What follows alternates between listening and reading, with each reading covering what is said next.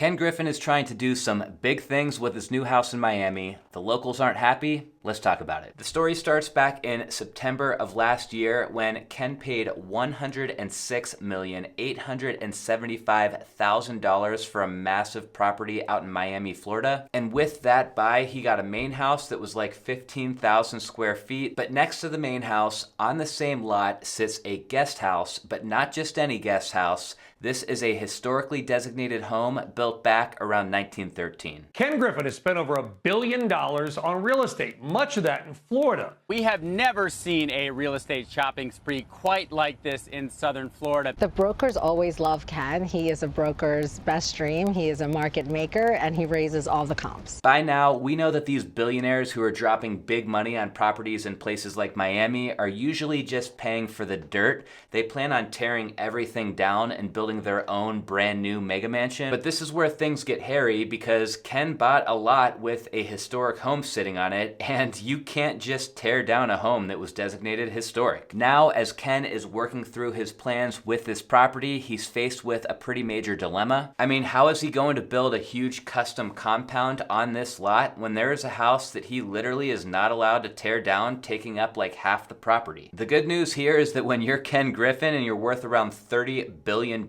most of your problems can be solved with money, and these unlimited resources have given Ken a very creative idea on what to do with this historic home that he's not allowed to tear down. Instead of tearing the house down, he is proposing to move the home off of his property to another location where the public can view it, and for some reason, the preservationists do not like this plan. The idea here is that this historic house is in Ken Griffin's way, plus it is sitting on his private property, which means that if he does just leave it there, nobody in the general public is going to be able to see it or enjoy it anyway. So why not have some engineers get together and find a way to safely move the building down the street to a public park or somewhere similar? That way it can be enjoyed by the community. The building itself is a regular single-family house. It was built back somewhere around 1913 and built for somebody named William Jennings Bryan. William was a politician and an attorney who had 3 unsuccessful runs for president between 1896 and 1908, but otherwise had a successful political career. He passed away in 1925 at the age of 65. Let's flip through some of the photos together on Zillow from back when Ken Griffin bought this property just to get a feel for what this William Jennings Bryan house looks like. So the property in total between both houses has 12 bedrooms, 21 bathrooms, almost 20,000 square feet. The listing description tells us that we are sitting on a 4-acre parcel here directly on Biscayne Bay with 400 feet of water frontage. This picture is a little bit fuzzy, but it probably gives us the best perspective of the property as a whole. So you got the Villa Serena historic property over here on the left, the main house on the right, which has its own swimming pool. Here's a view of what you see if you're looking out over the dock and at the water.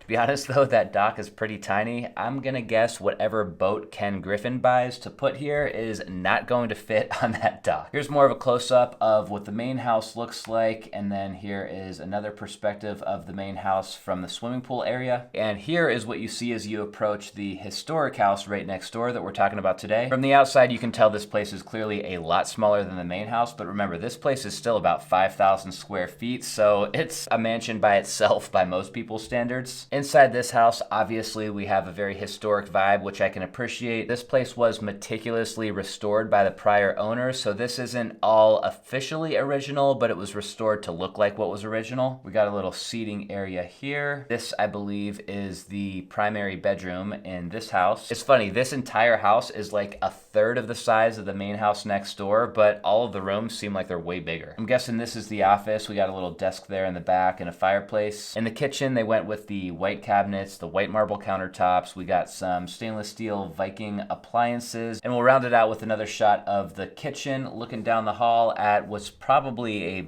butler's pantry there in the back. Fun fact about this house, back in like 1913 when it was built, I read that the original owner, William Bryan Jennings, paid $15,000 for this place. This might frustrate some of you guys, but to be honest, I don't even really understand why this house needs to be designated historic. I mean, for one, it's not all that architecturally unique. In fact, I couldn't even find any source who knew the name of the architect. The designation report itself from when this building was designated historic doesn't even name the architect or or the builder. But on top of that, as far as I can tell, the old owner who this house was built for doesn't even seem like that big of a historic figure. Now, I'm not trying to downplay his accomplishments, but come on guys, if we don't even know who the builder or who the architect was, plus the owner of this house was just some politician, why do we care so much about preserving this place? Anyway, moving on to the proposal to move this house, this is actually not as far-fetched of an idea as you might think. Back in the 1990s, a guy named Kent Harrison Robbins moved a home called the Corral Rock House, and they moved it 2.5 miles down the street, which included a bridge crossing. This was impressive, but it wasn't the only time that a historic property needed to be relocated. The Seaview Terrace in Rhode Island was moved about 400 miles back in 1923. Cook's Cottage in Australia was originally built in England, but it was moved a whopping 10,500 miles to its new home. There's the Hamilton Grange, which was built in 1802. This property has actually been moved twice before landing in its final location in New York. And check this out, I wanted to show you guys this really quick. So we actually had a building moved in my town recently.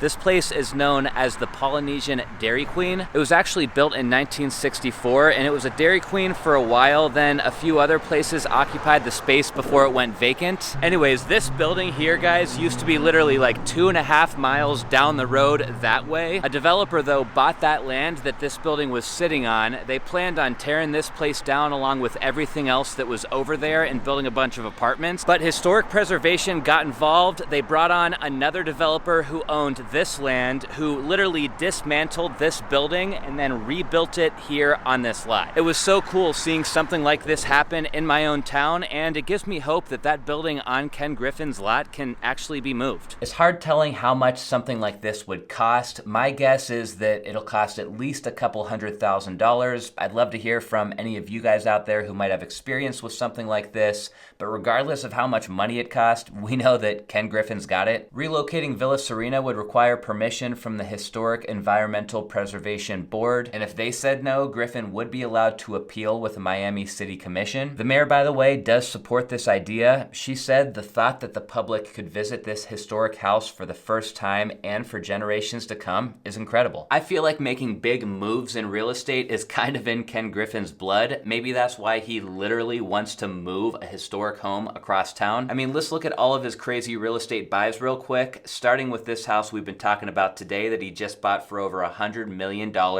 This makes for one of the most expensive homes to ever sell in Miami. What he loves about South Florida, Miami, is the optimism here. He said you don't have to talk about crime every day when you're at dinner with people.